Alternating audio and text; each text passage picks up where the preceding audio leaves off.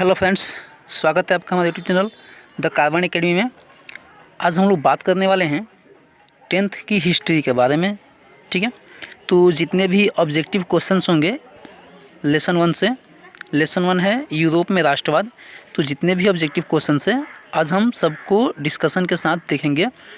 तो अगर आप हमारे यूट्यूब चैनल पर नए हैं तो चैनल को सब्सक्राइब कर दीजिए और साथ ही साथ बेल आइकन दबा दीजिए और इस वीडियो को अपने दोस्तों के पास शेयर करिए ताकि उनका भी स्टडी चलता रहे साथ ही साथ। ठीक है, तो चलिए देखते हैं सबसे पहला क्वेश्चन क्या है। पहला क्वेश्चन है कि इटली एवं जर्मनी वर्तमान में किस महादेश के अंतर्गत आते हैं। ठीक है, आपको ये बताना है कि जो इटली और जर्मनी है वो किस देश में स्थित हैं। ठीक है, वर्तमान में किस देश में है, महादेश में है। तो ऑप्शन में है उत्तरी अमेरिका, दक्षिणी अमेरिका, यूरोप या पश्चिमी एशिया। ठीक है, तो जो इटली और जर्मनी है, ठीक है, वो किस महादेश में है, तो यूरोप में है। क्लियर, इटली और जर्मनी किस देश महादेश के अंतर्गत हैं, तो यूरोप के अंतर्गत आते हैं। ठीक है, अगला क्वेश्चन क्या है। अगला है कि फ्रांस में किस शासक वंश की पुनर्स्थापना वियना कांग्रेस के द्वारा की गई थी। ठीक है, तो फ्रांस में ये बताना है कि वियना कांग्रेस के द्वारा किस शासक वंश की स्थापना की गई थी। तो आपके पास ऑप्शन है हैब्सबर्ग या ऑर्लियन वंश या बुर्बो वंश या राजशाही। ठीक है, तो याद रखिएगा कि बुर्बो वंश के द्वारा, ठीक है, बुर्बो वंश के द्वारा फ्रांस में वियना कांग्रेस द्वारा, ठीक है, वियना कांग्रेस द्वारा फ्रांस में बुर्बो वंश की शासन स्थापित की गई थी। ठीक है, अगला क्वेश्चन क्या है। अगला क्वेश्चन है कि मेजनी का संबंध किस संगठन से था। ठीक है, आपको ये बताना है कि इसमें से जो 4 गो ऑप्शन दिया हुआ है, लाल सेना, कार्बोनरी, फिलिक हेटारिया या फिर डायट, तो इसमें से किस संगठन से मेजनी का संबंध था। ठीक है, अब ऑप्शन में है लाल सेना या कार्बोनरी या फिलिक हेटारिया या फिर डायट। तो जो मेजनी था, मेजनी का संबंध किस संस्था से था, तो कार्बोनरी से था। ठीक है, मेजनी का संबंध किससे था, कार्बोनरी से। अगला क्वेश्चन क्या है, दिया है कि इटली एवं जर्मनी के एकीकरण के विरुद्ध निम्न में से कौन सा था। ठीक है, मतलब किस देश, कौन सा देश था जो इटली और जर्मनी के एकीकरण के विरुद्ध में खड़ा था। ठीक है, तो ऑप्शन में है इंग्लैंड, रूस, ऑस्ट्रिया और प्रसा। ठीक है, तो कौन था उस समय सबसे महाखलनायक जिसको हम कह सकते हैं वो ऑस्ट्रिया था, जो कि दोनों ही देशों में, मतलब कि इटली में भी और जर्मनी में भी प्रत्यक्ष या अप्रत्यक्ष रूप से शासक था। ठीक है, तो इसका मतलब वहाँ पे वर्चस्व था, इसलिए जो इटली और जर्मनी है उसके एकीकरण में ऑस्ट्रिया को क्या किया गया है, बाधा के तौर पे माना गया है। ठीक है, चलिए अगला क्वेश्चन क्या है। अगला क्वेश्चन है कि काउंट काबूर ने विक्टर इमैनुअल को किस पद पर नियुक्त किया था। ठीक है, काउंट काबूर ने विक्टर इमैनुअल को किस पद पर नियुक्त किया था। ऑप्शन में है सेनापति, फ्रांस में राजदूत या प्रधानमंत्री या गृह मंत्री। ठीक है, तो जो काउंट काबूर था, काउंट काबूर ने विक्टर इमैनुअल को प्रधानमंत्री के पद पर नियुक्त किया था। ठीक है, काउंट काबूर ने क्या किया, जो विक्टर इमैनुअल था, विक्टर इमैनुअल को प्रधानमंत्री के पद पे नियुक्त किया था। ठीक है, अगला क्वेश्चन क्या है आपके सामने, दिया है कि गैरिबाल्डी पेशे से क्या था। ठीक है, गैरिबाल्डी पेशे से क्या था, सिपाही था, किसान था, ज़मींदार था या नाविक था। ठीक है, तो याद रखिए कि जो गैरिबाल्डी था वो पेशे से एक नाविक था। ठीक है, क्या था, गैरिबाल्डी पेशे से एक नाविक था। अगला क्वेश्चन है कि जर्मन राइन राज्य का निर्माण किसने किया था। ठीक है, आपको बताना है कि जो 4 ऑप्शन दिए गए हैं, लुई 18वां, नेपोलियन बोनापार्ट, नेपोलियन तृतीय और बिस्मार्क, इसमें से किसने जर्मन राइन राज्य की स्थापना की थी। ठीक है, तो बताइए किसने किया था जर्मन राइन राज्य की स्थापना। तो याद रखिएगा कि जर्मन राइन राज्य की स्थापना नेपोलियन बोनापार्ट ने किया था। ठीक है, किसने किया था, नेपोलियन बोनापार्ट ने किया था। कह रहा है कि जालवेरिन एक संस्था थी। ठीक है, जालवेरिन किन की संस्था थी, तो क्रांतिकारियों की या व्यापारियों की या विद्वानों की या पादरी सामंतों की। ठीक है, तो याद रखिएगा कि जो जालवेरिन थी, जालवेरिन व्यापारियों की एक संस्था थी। ठीक है, जालवेरिन क्या थी, तो व्यापारियों की एक संस्था थी। अगला क्वेश्चन है कि रक्त एवं लौह नीति का अवलंबन किसने किया था। ठीक है, रक्त और लौह नीति का अवलंबन किसने किया था? तो ऑप्शन में है मेजनी, बिस्मार्क, हिटलर और विलियम प्रथम। ठीक है, मेजनी, हिटलर, बिस्मार्क और विलियम प्रथम। तो किसने किया था भाई रक्त एवं लौह नीति का अवलंबन? तो याद रखिएगा कि रक्त एवं लौह नीति का अवलंबन बिस्मार्क ने किया था। क्लियर? कौन ने? तो बिस्मार्क ने। अगला क्वेश्चन क्या है? फ्रैंकफर्ट की संधि कब हुई थी? फ्रैंकफर्ट की संधि कब हुई थी? तो ऑप्शन में क्या है? ऑप्शन में 1864, 1866, 1870 और 1871 है। तो याद रखिएगा कि फ्रैंकफर्ट की संधि 1871 ईस्वी में हुई थी। क्लियर? फ्रैंकफर्ट की संधि 1871 ईस्वी में हुई थी। अगला क्वेश्चन है कि यूरोप वासियों के लिए किस देश का साहित्य एवं ज्ञान विज्ञान प्रेरणा स्रोत रहा?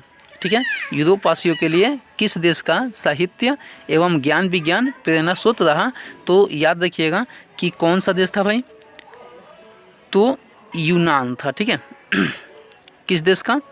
तो यूनान की जो मतलब साहित्य एवं ज्ञान विज्ञान जो था वो यूरोप वासियों के लिए प्रेरणा स्रोत बना। ठीक है, अगला क्वेश्चन क्या था? अगला क्वेश्चन है कि 1829 ईस्वी की एड्रियानोपुल की संधि किस देश के साथ हुई थी? ठीक है, एड्रियानोपुल की संधि किस देश के साथ हुई थी? तो ऑप्शन में है तुर्की, यूनान, हंगरी और पोलैंड। ठीक है, तो किसके साथ हुई थी? तो तुर्की के साथ हुई थी। क्लियर? 1829 ईस्वी की एड्रियानोपुल की जो संधि थी वो किसके साथ हुई थी? तो तुर्की के साथ हुई थी।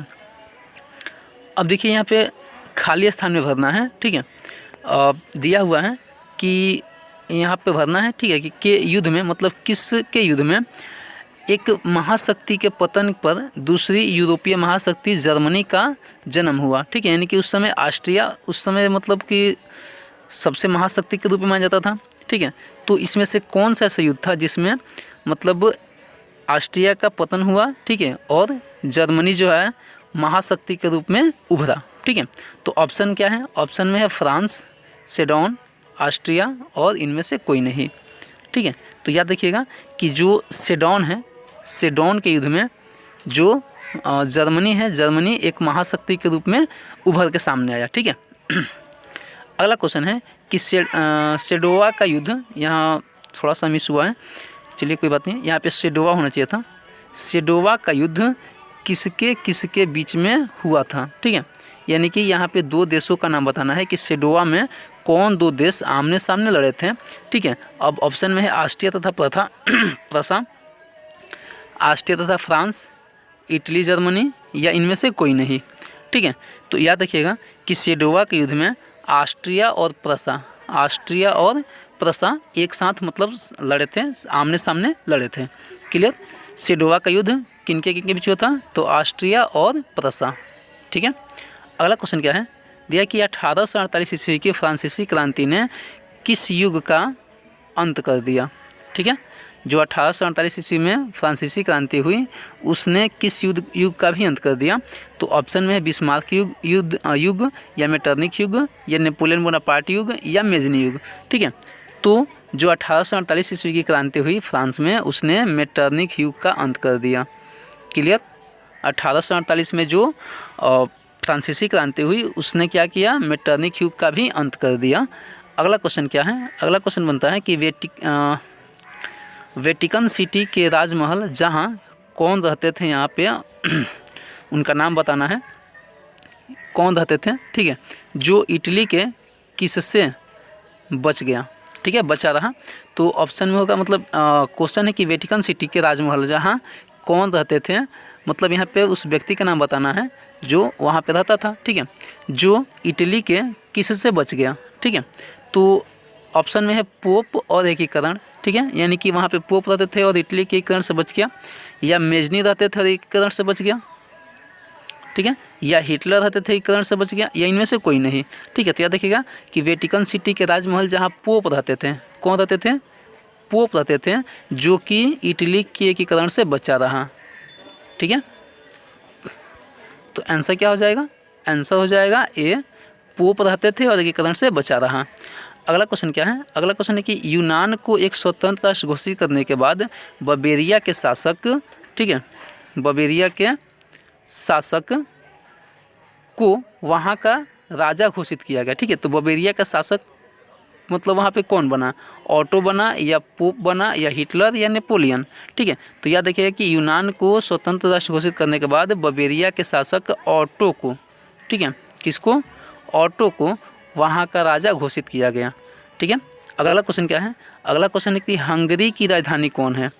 ठीक है, यहाँ पे आपको बताना है कि इसमें से किस देश को हंगरी की राजधानी कहा जाता है, सॉरी मतलब किस जगह को, तो यूनान या बुडापेस्ट या पोलैंड या जर्मनी। ठीक है, तो हंगरी की राजधानी क्या है, बुडापेस्ट है। क्लियर, हंगरी की राजधानी कहाँ है, बुडापेस्ट है। चलिए आगे क्या करना है, आगे के जो क्वेश्चन है इसमें हमको मिलान करना है। तो क्वेश्चंस क्या है, मतलब निम्न का मिलान करें। ठीक है, और ग्रुप ए और ग्रुप बी में बांटा गया है। तो आपको बताना है कि मेजनी जो है, मेजनी क्या था। ठीक है, दार्शनिक था या इटली से संबंध था या राजनीतिज्ञ था या जर्मन चांसलर था। ठीक है, तो मेजनी जो था उसका संबंध कहाँ से था, इटली से था। क्लियर, मेजनी का संबंध कहाँ से था, इटली से था। दूसरा क्या है, हिगेल, हिगेल क्या था भाई, दार्शनिक था। अब देखिए क्योंकि मेजनी से हमारा यहाँ पे मैच हो गया, ठीक है, तो इस पर ध्यान नहीं देंगे। अब ये देखें कि हिगेल, अब बचा ये 3 गो है, इसमें से कौन था, मतलब दार्शनिक था या राजनीतिज्ञ था या जर्मन चांसलर था। ठीक है, तो हिगेल क्या था, हिगेल एक दार्शनिक था। ठीक है, क्या था, हिगेल एक दार्शनिक था। अब आता है बिस्मार्क, बिस्मार्क क्या था भाई। ठीक है, तो बिस्मार्क जर्मन चांसलर था। ठीक है, बिस्मार्क क्या था, जर्मन चांसलर था। और विक्टर इमैनुअल क्या था, तो विक्टर इमैनुअल एक राजनीतिज्ञ था। ठीक है, विक्टर इमैनुअल क्या था, एक राजनीतिज्ञ था। तो इस तरह से अगर आपके क्वेश्चंस आए कि मेजनी क्या था, तो इटली से संबंध था उसका, हिगेल क्या था, तो एक दार्शनिक था, बिस्मार्क क्या था, तो जर्मन चांसलर था, और विक्टर इमैनुअल राजनीतिज्ञ था। ठीक है, चलिए तो अलग देखते हैं। ग्रुप जो मतलब इसमें भी मिलान करना है, ग्रुप ए का ग्रुप बी से। तो देखिए वियना सम्मेलन दिया हुआ है, तो वियना सम्मेलन कब हुआ था। ठीक है, वियना सम्मेलन कब हुआ था, तो वियना सम्मेलन 1815 ईस्वी में हुआ था। ठीक है, कब, 1815 ईस्वी में। बता दें कि जब मतलब नेपोलियन बोनापार्ट का पतन हुआ, तो उस समय जो ऑस्ट्रिया की राजधानी थी वियना, वियना में ही मतलब जितने भी उस समय सबसे शक्तिशाली देश थे यूरोप के, उन सभी का एक सम्मेलन हुआ, उसी को वियना सम्मेलन के नाम से जाना जाता है। तो वो सम्मेलन कब हुआ था, 1815 ईस्वी में हुआ था। ठीक है, तो इसलिए 1815 क्या था, वियना सम्मेलन। ठीक है, अगला क्वेश्चन मतलब अगला क्या है, मेटरनिख का पतन। ठीक है, तो अभी आप देखना, अभी आपने देखा था कि मेटरनिख का पतन कब हुआ था, 1848 ईस्वी में। ठीक है, और जब 1848 ईस्वी में उसका पतन हुआ, तो उस समय से उसका मतलब जो काल था, युग था, वो ख़त्म हो गया। ठीक है, चलिए अगला क्वेश्चन क्या है, इटली का एकीकरण। इटली का एकीकरण कब हुआ था तो याद रखिए कि मतलब इटली का एकीकरण तो मतलब उसके लिए प्रयास तो शुरू से चलते जा रहे थे, लेकिन उसका एकीकरण कब खत्म हुआ, तो एकीकरण संभव हुआ 1871 ईस्वी में। ठीक है, कब, 1871 ईस्वी में। अगला क्वेश्चन क्या है, अगला क्वेश्चन है कि सेडोन का युद्ध। ठीक है, तो सेडोन का युद्ध कब हुआ था, तो याद रखिए कि सेडोन का युद्ध 1870 में हुआ था। ठीक है, सेडोन का युद्ध 1870 में। तो इस तरह से वियना सम्मेलन कब, 1815, मेटरनिख का पतन 1848, इटली का एकीकरण 1871 और सेडोन का युद्ध 1870 में। ठीक है, चलिए आगे देखते हैं। आगे क्वेश्चन क्या है, आगे क्वेश्चन है फिर ग्रुप ए का ग्रुप बी से मिलान करना है। तो देखिए कोसुथ, कोसुथ क्या था भाई, तो कोसुथ एक जो था वो मतलब हंगरी का राष्ट्रवादी नेता था। ठीक है, एड्रियानोपुल की संधि, तो एड्रियानोपुल की संधि कब हुई थी, तो ये हुई थी 1829 ईस्वी में। ठीक है, एड्रियानोपुल की संधि कब हुई थी, 1829 ईस्वी में। अब कह रहे हैं कि यूनान की संधि। ठीक है, तो यूनान की संधि कब हुई थी, तो यूनान की संधि 1832 ईस्वी में हुई थी। ठीक है, यूनान की संधि 1832 ईस्वी में हुई थी। उसका बाद कहते हैं कि पोलैंड में आंदोलन। तो देखिए जब 1, 2, 3, ठीक है, 1, 2, 3 का मैच हो गया, तो जो बचा 4 नंबर होगा। ठीक है, तो आँख मूंद के क्या करिएगा, 4 से मैच कर दीजिएगा कि जो पोलैंड है, पोलैंड में आंदोलन कब हुआ था, तो 1863 ईस्वी में। ठीक है, तो इस तरह से कोसुत क्या था, कोसुत एक हंगेरियन राष्ट्रवादी नेता था। एड्रियानोपुल की संधि कब हुई थी, तो 1829 ईस्वी में। यूनान की संधि कब हुई थी, 1832 ईस्वी में। और पोलैंड में आंदोलन कब हुआ, तो 1863 ईस्वी में। क्लियर। चलिए अगला क्वेश्चन क्या है, दिया है कि 1831 ईस्वी में यंग इटली नामक संस्था की स्थापना किसने किया था। ठीक है, तो आपको बताना है कि 1831 ईस्वी में यंग इटली नामक संस्था की स्थापना किसने किया था। गैरिबाल्डी ने किया था, या मेजनी ने किया था, या बिस्मार्क ने किया था, या चार्ल्स दशम ने किया था। ठीक है, तो याद रखिएगा कि 1831 ईस्वी में यंग इटली नामक संस्था की स्थापना मेजनी ने किया था। ठीक है, 1831 में यंग इटली और 1834 में यंग यूरोप नाम की जो मतलब संस्था थी उसको स्थापित किया था। किसने, तो मेजनी ने। ठीक है, तो 1831 में क्या, यंग इटली और 1834 में यंग यूरोप। ठीक है, इसका मतलब जो मेन व्यू था इस संस्था का वो ये था कि अगर मतलब यूरोप में मतलब कि इटली में अगर मतलब बाहरी आक्रमणकारी थे, ठीक है, जो भी बाहरी आक्रमणकारी थे मतलब व्यक्ति थे जो कि उस इटली में अप्रत्यक्ष या अप्रत्यक्ष रूप से शासन कर रहे थे, उनको खदेड़ के बाहर निकालना था। ठीक है, ये जो दो संस्थाएं थी, यंग यूरोप और यंग इटली, इन दोनों संस्थाओं का मेन उद्देश्य क्या था, मेन व्यू क्या था, तो जो इटली था, इटली में जो भी प्रत्यक्ष या अप्रत्यक्ष रूप से शासन करने वाले शासक थे जो बाहरी थे, उनको खदेड़ के बाहर निकालना था। ठीक है, चलिए अगला क्वेश्चन क्या है, अगला क्वेश्चन है कि इटली का एकीकरण कब तक पूर्ण हुआ। ठीक है, यानी कि इटली का एकीकरण कब खत्म हुआ भाई, तो इटली का एकीकरण पता है आपको, 1871, 1817 या 1885 या 1875। ठीक है, तो इटली का एकीकरण कब हुआ था, 1871 में कंप्लीट हुआ। ठीक है, तो इस तरह से आज का जो आपका लेसन 1 का जितने भी क्वेश्चंस ऑब्जेक्टिव बनने लायक थे हमने सबको कंप्लीट किया। ठीक है, आशा करता हूँ कि ये वीडियो आप लोगों को अच्छा लगा होगा। अगर वीडियो अच्छा लगा हो तो लाइक शेयर कमेंट जरूर करें, और अगर आपने हमारे यूट्यूब चैनल को सब्सक्राइब नहीं किया है तो हमारे यूट्यूब चैनल को सब्सक्राइब कर लीजिए और अपना बेल आइकन दबा दीजिएगा ताकि जितने भी अपडेट हम करें वो आप तक पहुँच सके। ठीक है, चलिए आज के लिए इतना ही, फिर मिलते हैं अगले वीडियो में एक नए टॉपिक के साथ। तब तक के लिए